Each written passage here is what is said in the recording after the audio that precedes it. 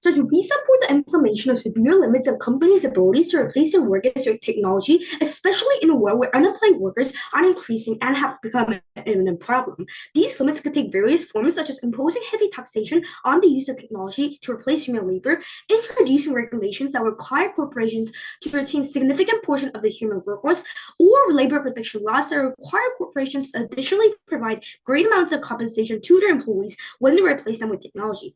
This would not be an outright ban on automation or replacing workers with technology. Workers are likely to eventually be replaced on both sides of the house.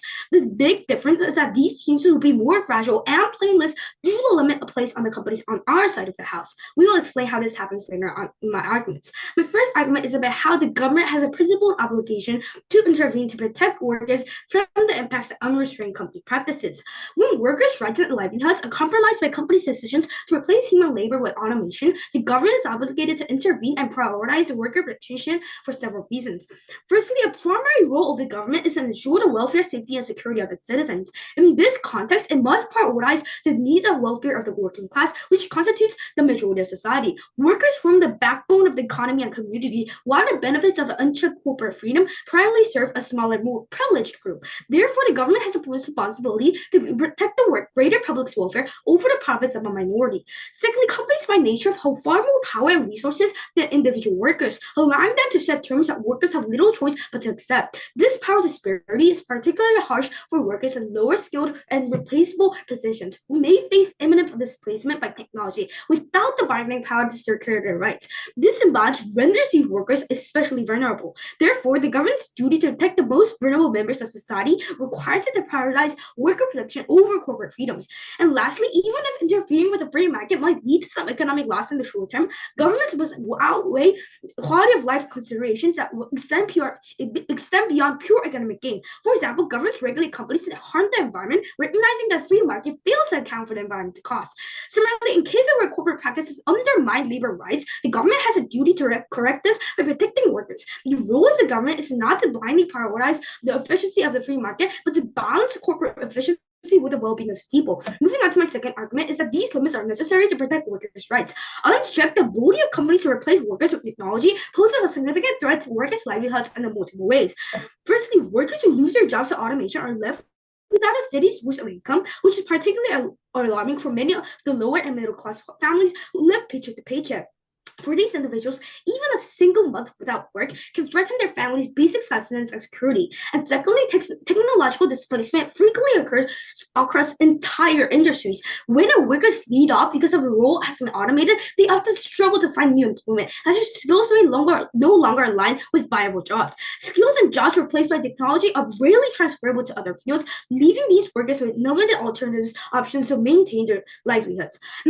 Lastly, technological advancements happen rapidly, and workers are often not given enough time to retain or upskill. Even when they see potential changes ahead, the window transition to new fields is often too short to ensure job security, leaving them vulnerable to sudden income loss. Together, these factors make workers extremely vulnerable to technological replacement with limited means to prepare or find viable alternatives, posing a serious threat to their financial security. Limiting companies' ability to replace worker technology would not entirely prevent displacement, but would significantly slow the process. For example, implementing heavy taxes on new automation technologies would make it more costly to replace workers, forcing companies to delay automation until the technology becomes more affordable.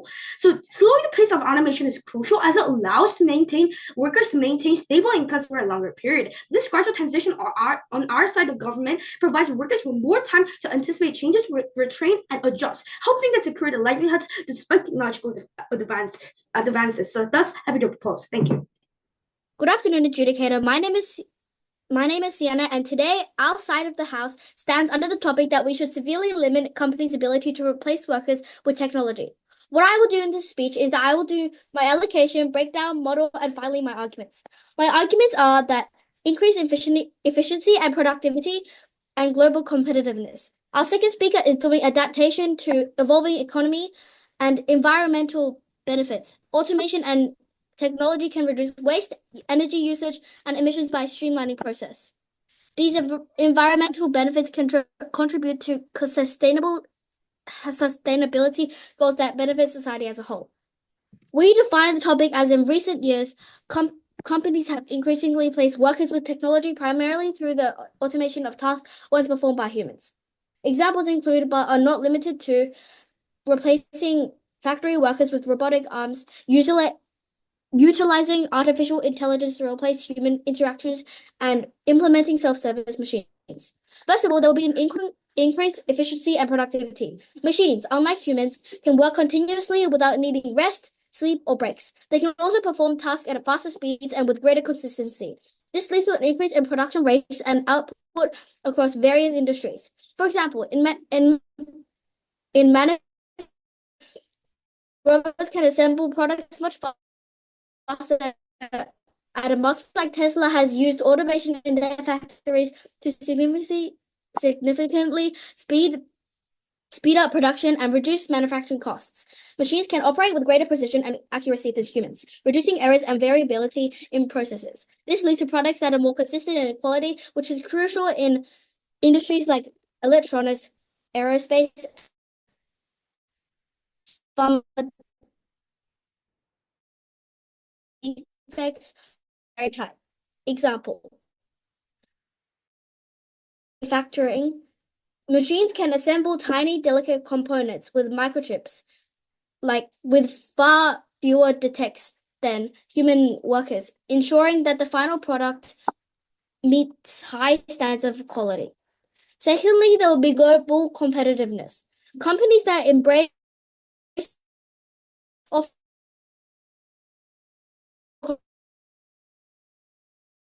current operational efficiencies, but can also drive further advances in robotics, AI, and machine learning, which can offer new products and services and allow businesses to gain a leading edge in their industries. For example, Germany's Industry 4.0 initiative has positioned the country as a leader in advanced manufacturing technologies like smart factories and industrial automation, giving German companies a competitive edge in industries like automotive, manufacturing, and engineering. Machines can operate with a higher level of precision and consistency than human workers, especially for tasks that require high-level accuracy, such as assembling microelectronics, pharmaceutical production, or aerospace components. This leads to higher quality products and fewer defects, which can improve a company's reputation globally and increase its competitiveness. To prevent all of these negative effects and to bring along a way full of positives, we present a hybrid model. This includes where we will use technology to further support our economic growth, but we will not replace the whole human workers. This will allow humans to still earn a good pay, as well as robots being there to support them. In conclusion, I fervently believe that under this topic, that we should severely limit companies' ability to replace workers with technology, that we should win this debate. Thank you.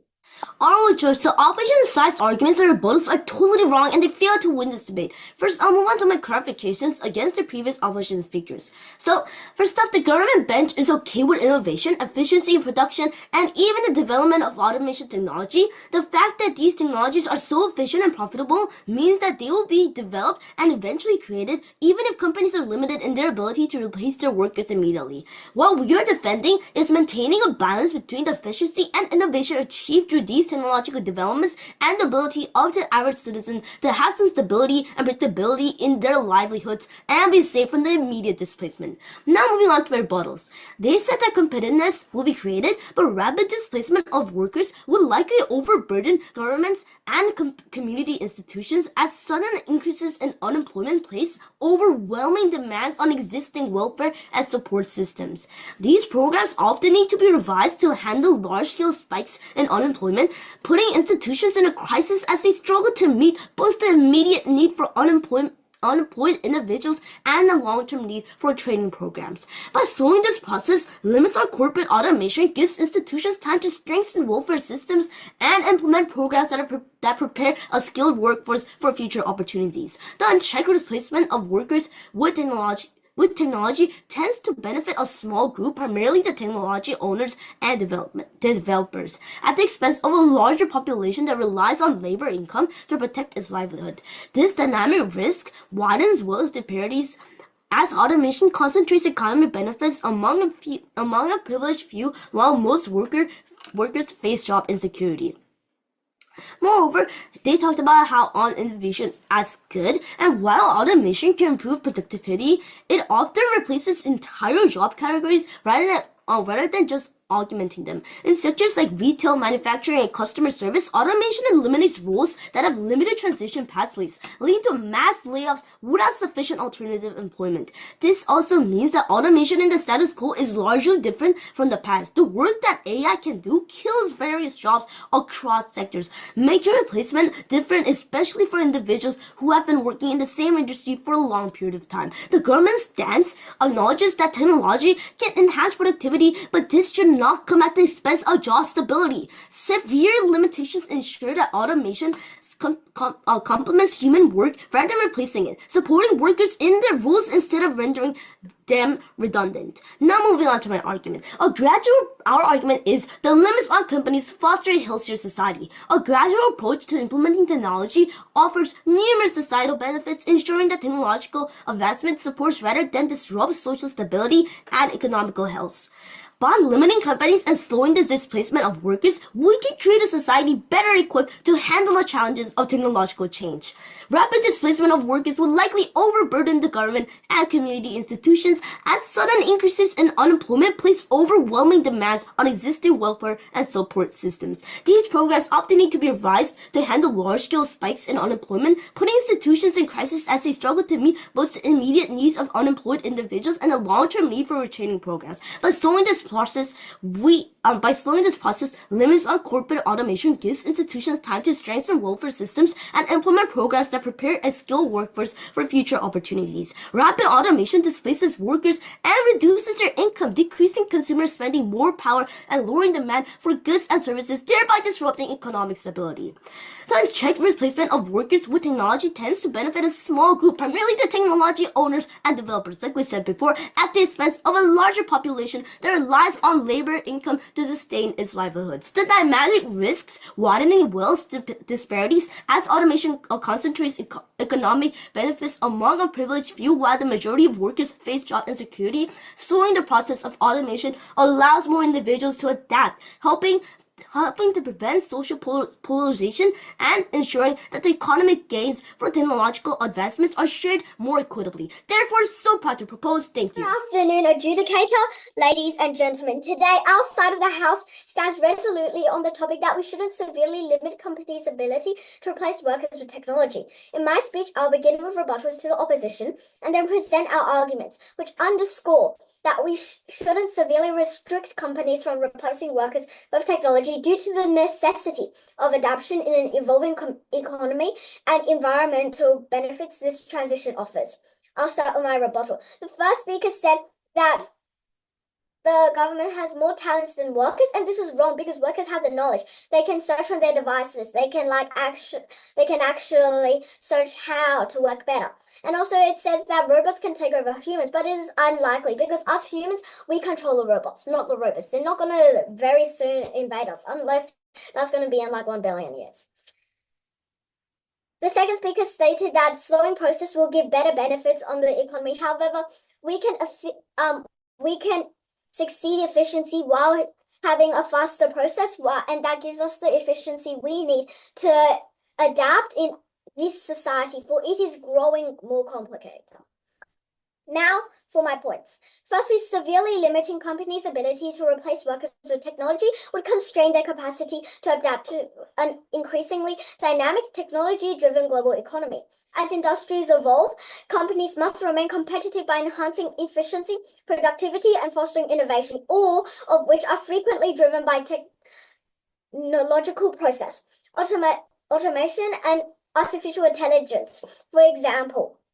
For instance, allow tasks to be streamlined. Ma'am. Yes. Like we said before, there are some jobs that we just can't recreate with technology. And what do you say about that?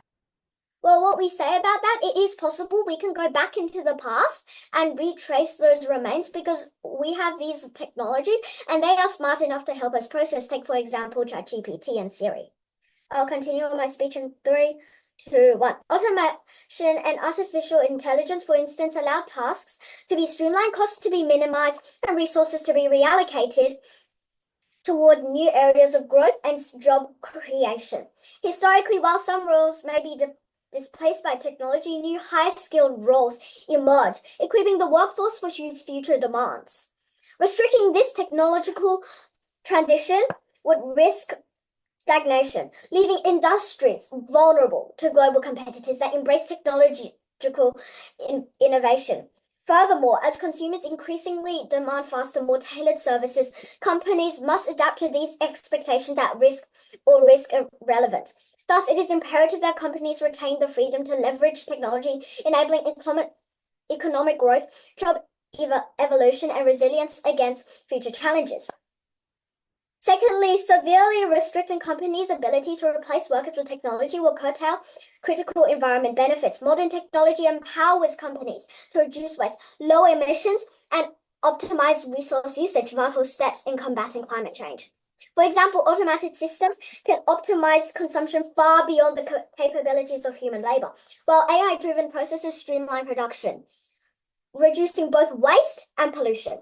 Additionally, automating roles in high-risk industries not only increases safety but also cuts pollution by phasing out inefficient, environmentally damaging manual processes, and this is detrimental on the environment which we strive to protect.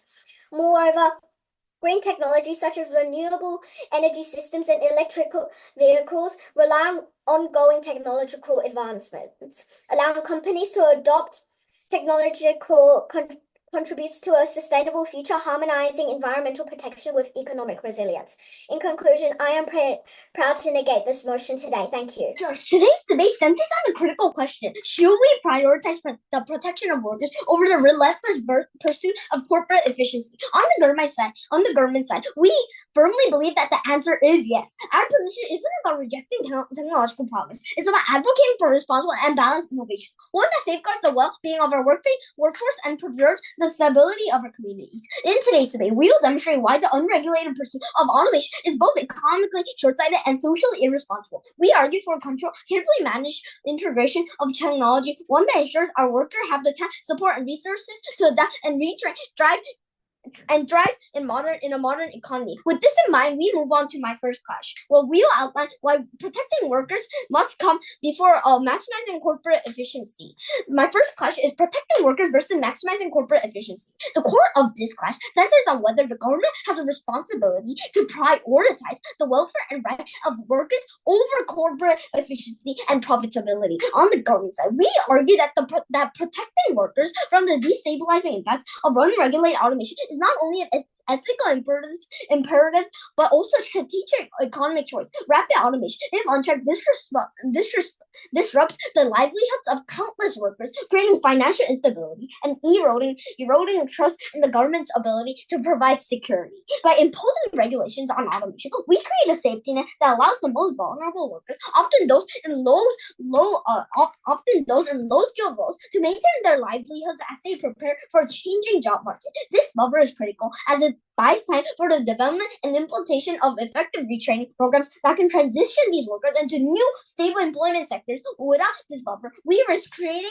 a workforce that is unable to keep up with technological advancements, leading to large pockets of economic inequality and despair. Protecting workers ensures that automation doesn't deepen the divide between high-skilled and low-skilled workers, and creating a more equitable economy for all.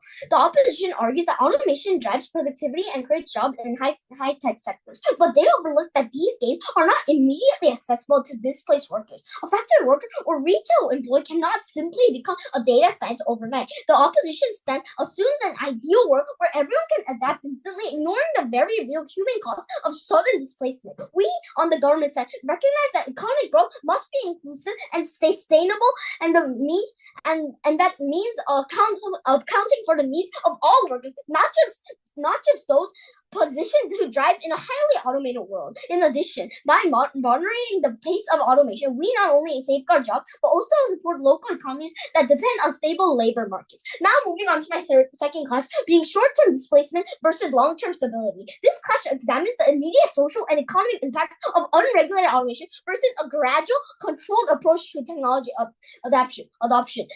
The government stands that rapid automation threatens to overwhelm social support structures like welfare programs, retraining initiatives, and unemployment assistance. These systems are not designed to accommodate a sudden influx of displaced workers, and if they are overburdened, we risk creating a society rife with inequality and poverty. By regulating automation, we give institutions the time to evolve, expanding their capacity to support workers effectively. This approach ensures that social programs can handle the providing meaningful assistance rather than quick, insufficient fixes. While the opposition claims that automation drives long-term prosperity, this perspective overlooks the harsh immediate realities faced by displaced workers. Communities heavily rely on manufacturing, retail, and low-skilled jobs face an economic vacuum if automation is implemented too swiftly. Local economies would suffer from decreased consumer spending, leading to business closures, reduced tax revenues, and increased demand on social services. Our position mitigates these risks by ensuring that local economies retain the stability needed to support workers and maintain consumer demand. Therefore, we take both clashes home and proud to propose. I am the third speaker of the opposition team, and our side of the House strongly believes that we should not severely limit a company's ability to replace human workers with robots. I'll start on my rebuttal, then I'll further expand on my first and second speaker's points, and finally I will wrap up with a brief conclusion. But first, the government's team's points has so many underlying flaws that cannot be ignored. The first speaker of the opposing team claimed that the government should not be allowed to not like the security of the human workers. They claim that having robots instead of humans, 1 month for these families can be fatal. Although this can be true, our model is saying that we will not be replacing humans with robots, and we are in fact saying that robots will be there to support and will not be able to overcome the power of humans. They also said that there will be too less time for humans to prepare to be at their peak. Once again, our model is not saying that we will absolutely destroy human workers, and we will allow them to strive. They also claim that they find much more power in human workers, claiming that robots will overtake the humans. Although this can be true at the start, once again, our model does not mean this, and we are not forcing so that humans will leave. The topic is to limit, not overtake. Yeah? I believe you misunderstand the motion since it clearly says that this side would severely limit companies' ability to replace workers with technology. Yeah, I'm on that. Well, it's in the next sentence. Okay, I'll continue. Also, it is obvious that robots, if well trained by humans, are way better than humans at labor work. This is simply because they do not get tired and don't need any breaks. The second speaker of the opposing team claimed that the government should not allow the fact of unemployment of human workers.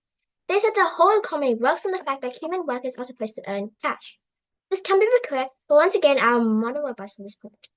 One key point of caution in this debate is the fact that they claim that robots could overtake the workers entirely, causing human workers to have to evacuate.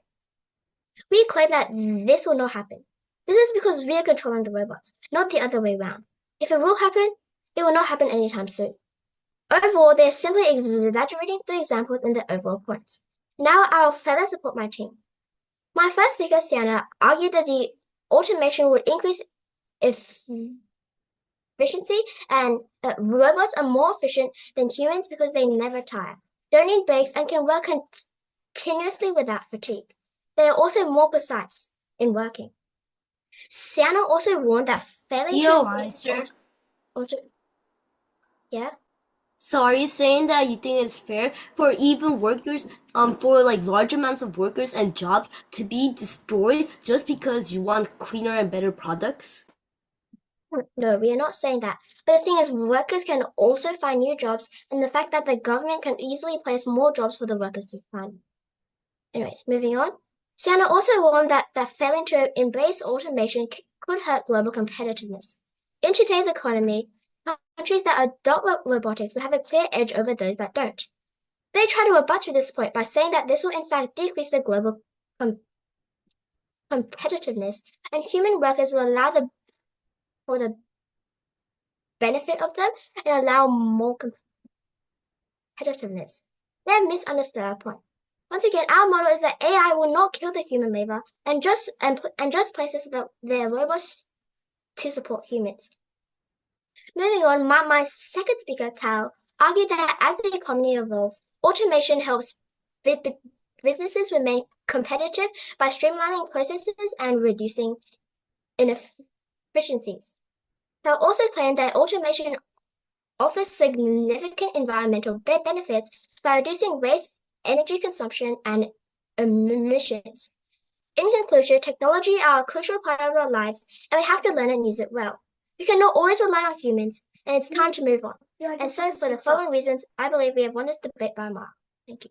Appreciate the efforts that the opposing team has put in, but ultimately we have won today's debate because we have rebutted the point and thoroughly explained our reasons on this debate. Today we base our definite win on the clashes. A major clash stated thoroughly today was about robots taking over humans.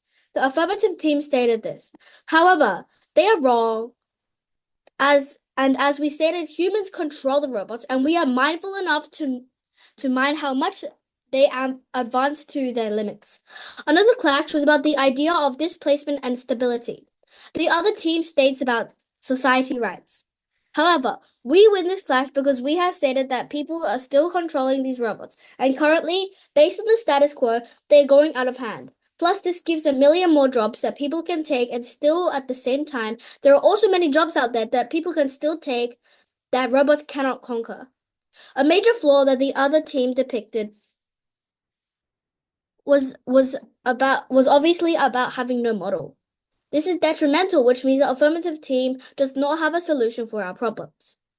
Whereas we have a model which benefits everyone widely, which outweighs the effect of having no model.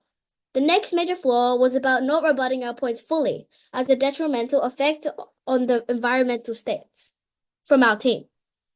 The effect of the environment is a huge problem which rebuts all the main points of the affirmative team.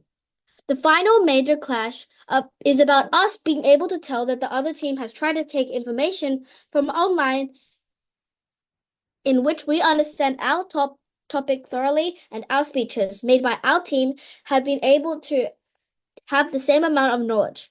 Their lack of hand made information shows that they do not thoroughly understand the topic.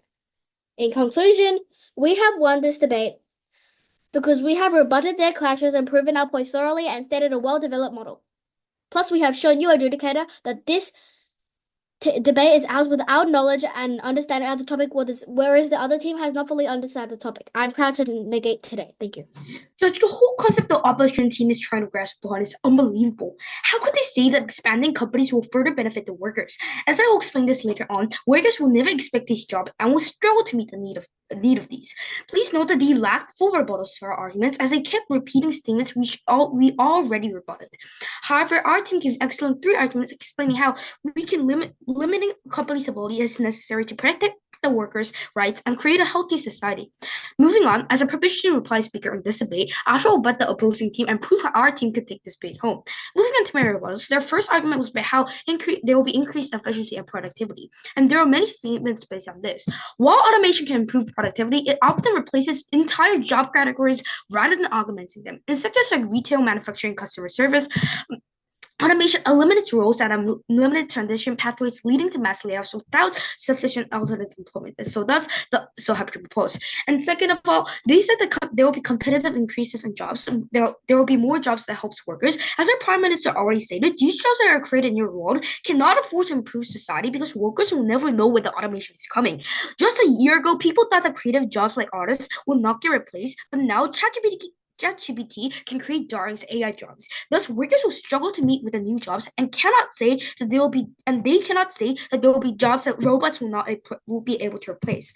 And they also talk about how our policy constrains the adaptability of companies. As both of our Deputy and Prime Minister stated, the governments must not value companies over their workers, who, as our Prime Minister said, form the backbone of the economy and community. Thus, this shows how their arguments are illogical and false.